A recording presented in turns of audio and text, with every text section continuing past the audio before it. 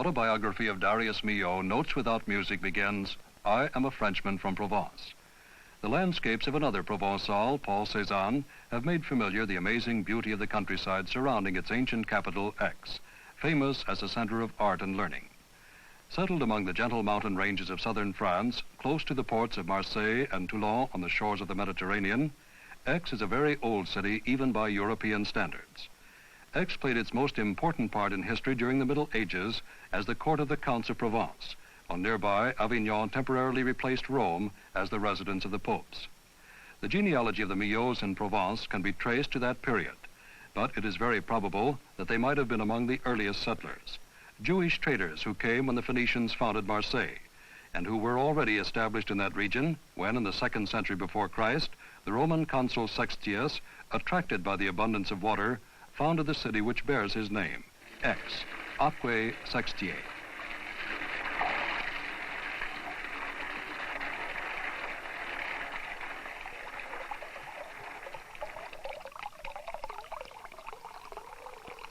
In Aix, which has a population of 50,000, life goes on as in any typical French city.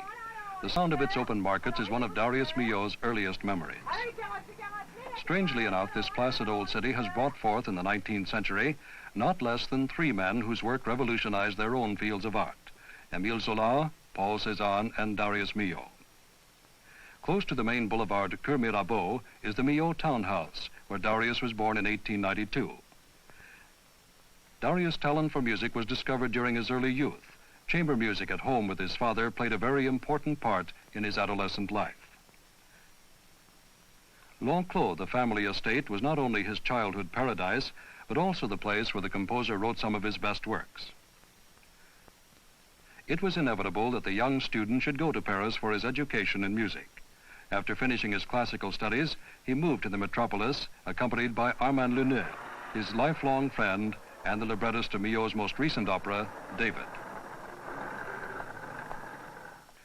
At the Conservatoire, he studied composition with André Gédalge and Widor, and violin with Berthelier.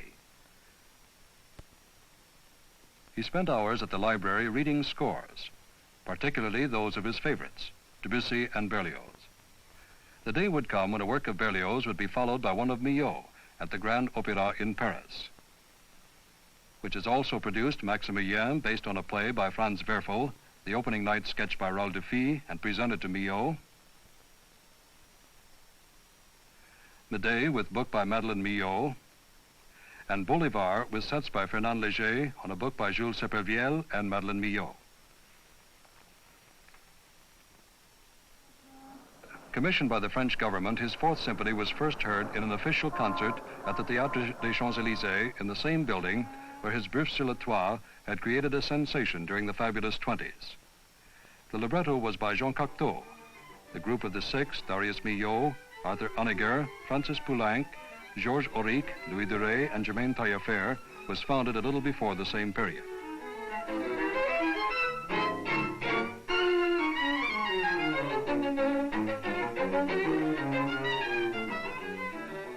Yet the Champs-Élysées was not the district of Paris which Milhaud chose for his home.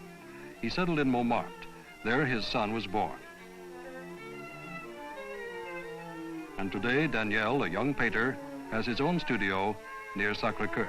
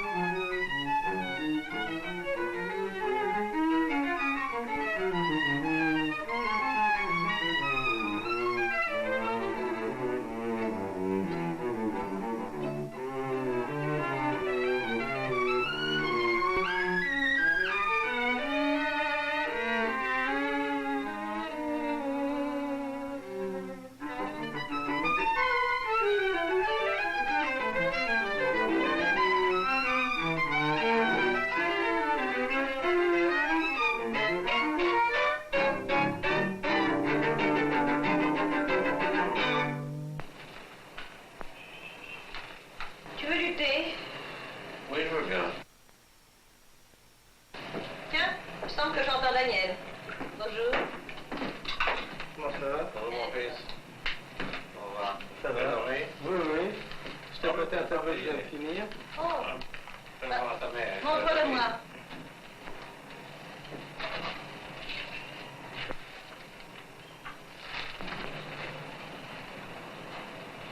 Mais où est-ce que c'est pris exactement, ça, où l'avez C'est fait? pris en haut de Montmartre, rue du Chevalier de la Barre.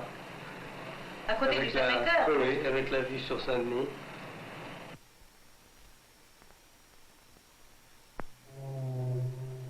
Darius Milhaud has known 4 continents, but with the exception of Brazil, few places appealed to him from the beginning as much as San Francisco. Yet during his first visit there, little did he dream that he would spend many years nearby. When Nazi persecution forced the Milhauds to flee their country, they turned towards the United States. He received an offer to teach composition from Mills College in Oakland, California, the oldest and one of the most renowned girls' colleges on the West Coast. Finding his American women students usually extremely gifted, he enjoyed his first experience as a teacher. His activities as a professor did not prevent him from writing a great number of compositions, among them Opus Americanum No. 2, 7 symphonies, several works for chamber music, concertos, the operas Bolivar and David. Mills College has become an important and permanent part of his life, and the Milhauds have found a second home here in the house built for them on the campus. Et qu'est-ce que tu penses de ce poème-là, Milhaud? Pas pour ce soir? Oui, De qui? Louise Labbé. Veux-tu le lire? C'est un sonnet. Bon, très bien. Tant que mes yeux pourront larmes répandre, à l'heure passée avec toi regretter, et qu'aux sanglots et soupirs résister, pourra ma voix et un peu faire entendre. Tant que ma main pourra les cordes tendre du mignard luth pour tes grâces chanter, tant que l'esprit se voudra contenter de ne vouloir rien fort que toi comprendre, je ne souhaite encore point mourir.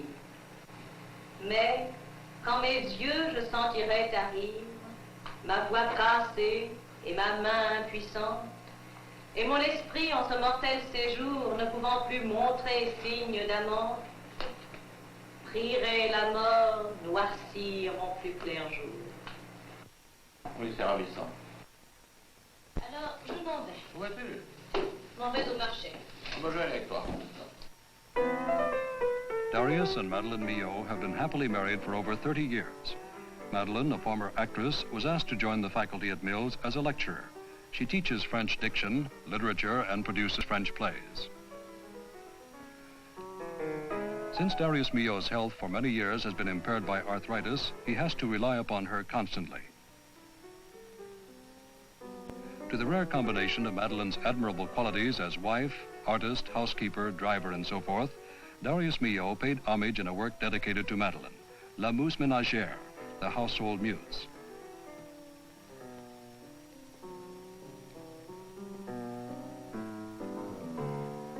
The Milhaud home is enlivened by a steady stream of informal visitors, for Milhaud, like so many creative artists who are far ahead of their time, is considered one of their own by the younger generation.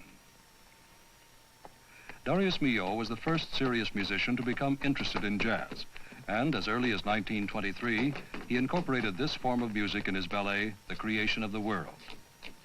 Here now to meet the Milhauds are several of his former students, whom he affectionately calls his Mills College boys. Included in this group are Jack Weeks, Bill Smith, Dick Collins, Dave Van Crete, and Dave Brubeck. Teacher Milhaud filled them with counterpoint and polytonality.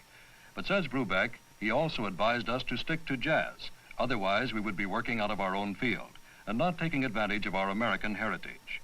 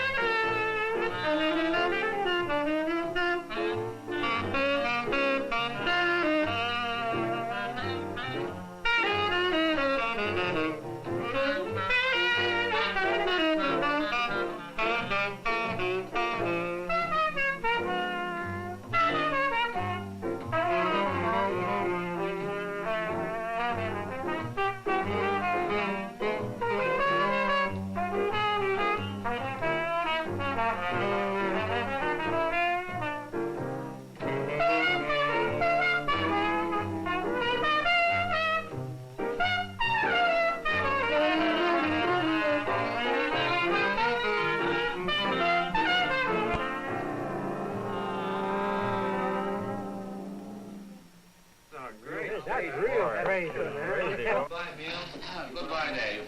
Thank you very much. How is your protest? Still writing? Still writing. Okay. Goodbye, Bill. What about music concrete? Well, I'm still interested. I'm Well, going to hear that's some nice. Bye.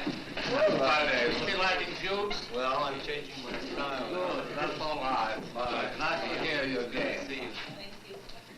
Goodbye, Wicks, my dear. It was lovely to see you. I send your pair of pieces to Daniel. Oh, thanks.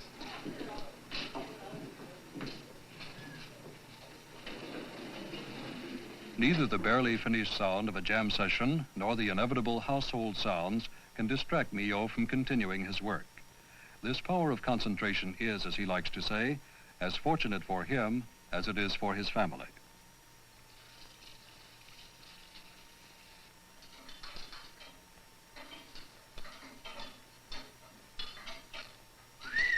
Ready? Yes?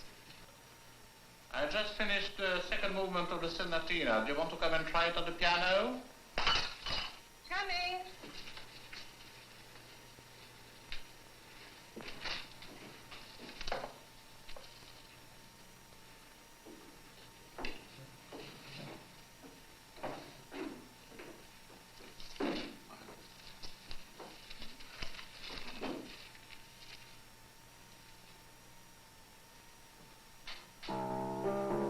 No, not so fast.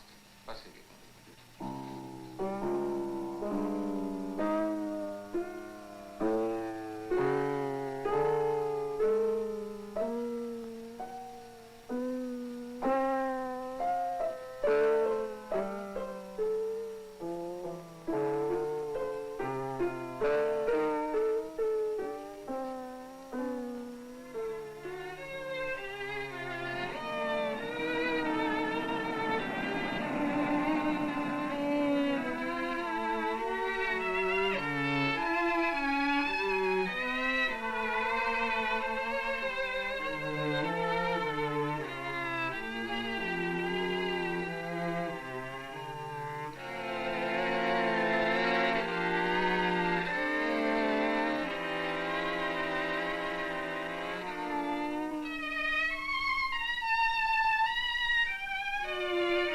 Santa Barbara's Music Academy, whose faculty includes some of the top artists in their field, such as Lotte Lehmann and Gregor Piatigorsky, has for many years secured Darius Milhaud's services as honorary musical director. Every summer he spends in California, he comes here to lecture. Mr. Milhaud, what are your ideas regarding the teaching of composition? Well, it's a difficult question, but I think that the students should make a strong technical work before. That means harmony, counterpoint, fugue, orchestration, and then if they come to study with me, well, I have to watch them, and they have to do the work. I must check the composition on the side of the form, on the details of melodic lines, and the difficult thing is to try to help them to find their own way, which I always try to do. More and more, nearby Los Angeles has become the permanent residence of famous concert artists, and many of them take the opportunity of visiting Darius Milhaud in Santa Barbara. Among the protagonists of Milhaud's most recent works are the violinist Eudes Shapiro and the cellist Victor Gottlieb. Is the sonatina finished, Mr. Milhaud? Yes, I finished it yesterday. Wonderful. May we see it? Oh, yes. Very easy. I'm going to ask my wife to bring it down. Madeleine? Oui? Dis-moi, chérie, est-ce que tu peux descendre le manuscrit de la sonatine qui est sur le piano? Milhaud, one of the most prolific composers of his time, hardly ever has to disappoint virtuosi if they request the privilege of giving a first performance of a work of his.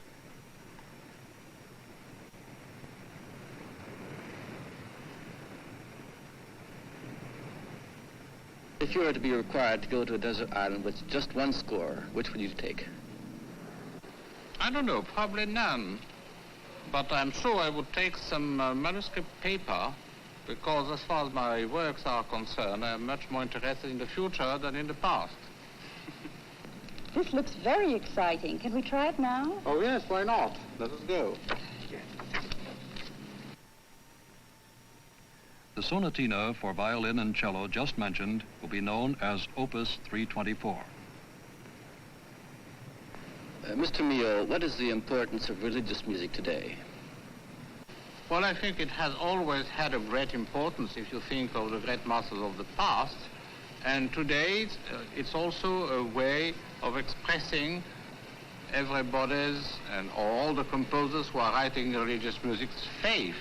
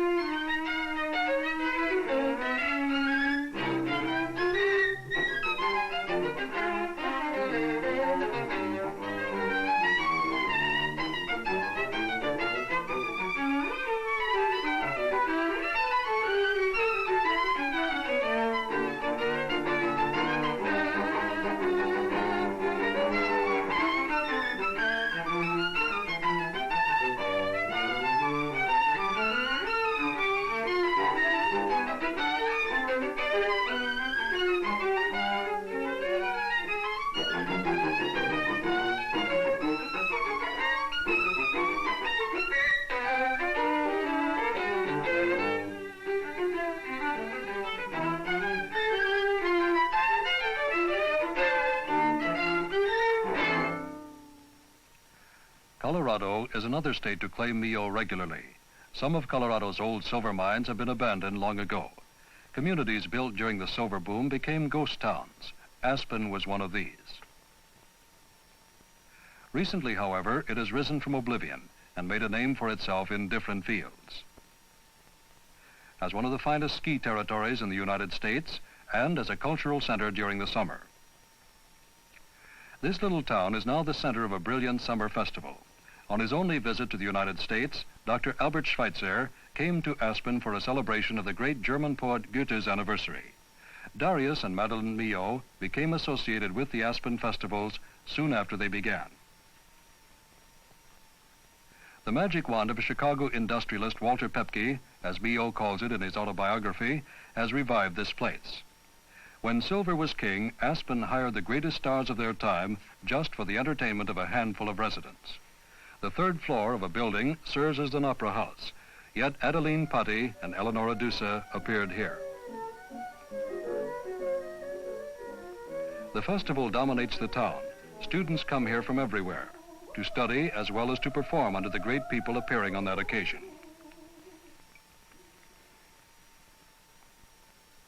To accommodate the ever-increasing number of participants and listeners, a large tent with excellent acoustics has been constructed, which serves the purpose to perfection.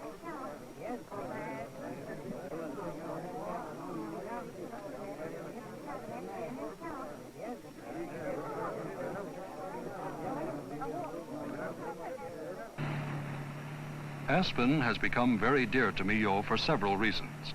In the high altitude of Colorado, he found relief, at least temporarily, from the severe attacks of arthritis that have taxed his energies for many years. He, who enjoyed traveling on horseback through the rock formations of Sardinia, now finds pleasure and relaxation in jeep rides through the mountains of America's western states. He likes also to conduct the orchestra in his own works and to acquaint his listeners with some of his favorite composers. One of them is Erik Satie, whose music had a decisive influence on Milhaud during his formative years, and who became one of his closest friends. Milhaud honored his memory by performing Satie's Socrates in Aspen in 1953. Another is his friend Roger Desormieres' revision of Jean-Philippe Rameau's Les Paladins.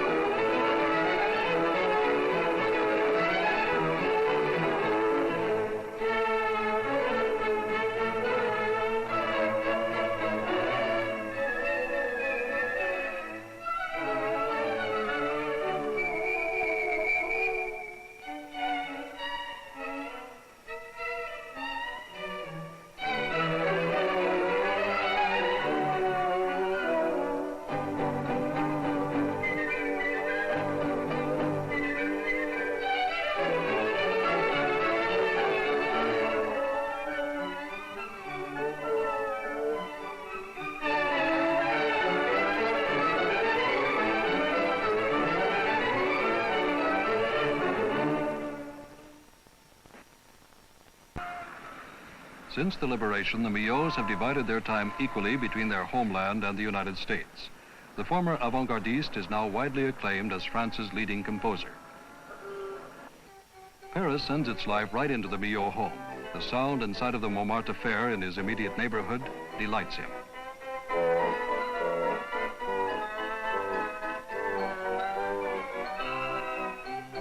Frequent visits keep him in touch with the other outstanding composers of his generation, members of the famous Six, Georges Auric, Arthur Honegger, and Francis Poulenc. They, as well as the somewhat younger Henri Sauguet and the protagonist of all of them, Jane Báthory, belong to his most intimate friends. How are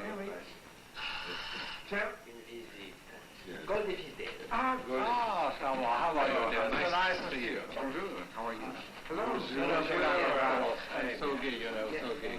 I would like to introduce you to Madame Jeanne Báthory, Mrs. Dale, the famous fiddle pianist. Madame Báthory has made so much for the French musicians in all her life. Grand chance pour nous tous. And you, Monsieur Poulenc, what are you writing now that you've finished writing our sonata? Oh, now I am writing a big, very big opera for the Scala of Milan. Mais dans le style des Mamelles? Non, pas dans le style des Mamelles. C'est un opéra très sérieux sur le dialogue des Carmélites de Bernard Rose. Ah. Savez-vous, Henri, est-ce que vous ne faites pas un opéra? Oui, oui. Et on disait que l'opéra était mort. Ben, l'opéra est mort, en effet, mais vive l'opéra. Mais Darius lui-même en a écrit beaucoup, il nous a montré le chemin, et il en va vers un autre peut-être. Très bien. Ah, une sonnette encore. Oh, mais c'est grand jour de visite aujourd'hui, je crois que c'est... Qui est-ce? Jean-Henri. Oh, Jean-Henri, faites une blague. Tu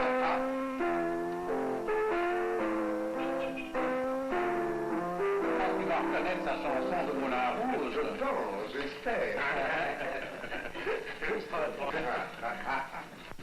Vous avez été dans le quartier? Oui, Pierre-Henri. J'ai été d'ailleurs à la Société des auteurs, d'où je reviens, et où j'ai essayé une fois encore de préserver autant que cela nous est possible nos intérêts à tous. Merci. Nous avons toujours des présidents comme toi. No man, however, had greater influence on the life of Darius Milhaud than Paul Claudel, the eminent poet, playwright, and diplomat. Milhaud accompanied him in 1917 to the French legation in Brazil, and at Milhaud's wedding at Aix, Paul Claudel was his best man. 22 works by Claudel have been set to music by Milhaud. This was one of the last meetings between the two great men. Paul Claudel died in February 1955. Christophe Colomb ranks foremost among the works of their collaboration. Written as an opera, it was presented first in 1930 at the State Opera in Berlin, in an epic-making production under the baton of Erich Kleiber. The greatest endeavor was applied to preparations, more than 100 chorus rehearsals alone, and resulted in making Christophe Colomb the first opera of our time really modern in music, in book and staging, to obtain popular success. The work was also acclaimed during its recent production in Rome. The scenes shown here are from the memorable Madeleine Renaud Jean-Louis Barrault production of the same play with a new score of incidental music by Milhaud.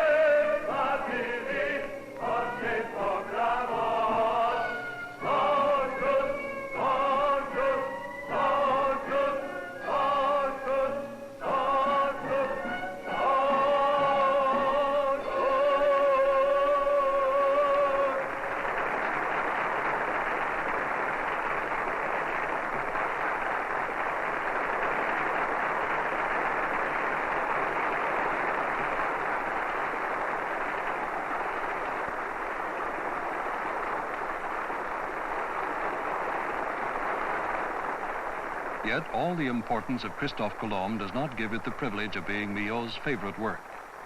What is his favorite work?